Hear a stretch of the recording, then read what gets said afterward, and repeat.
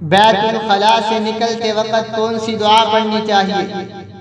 ام المؤمنین حضرت عائشہ صدیقہ رضی اللہ تعالی عنہ بیان کرتی ہیں ان النبی صلی اللہ علیہ وسلم كان اذا خرج من الغائط قال غفرانک۔ ام المؤمنین حضرت عائشہ صدیقہ رضی اللہ تعالی عنہ بیان کرتی ہیں رسول اکرم صلی اللہ علیہ وسلم جب قضائے حاجت سے فارغ ہو کر بیت الخلاء سے باہر نکلتے یہ دعا پڑھتے غفرانک، جس کا ترجمہ یہ ہے یا اللہ میں تجھ سے بخشش کا سوال کرتا ہوں۔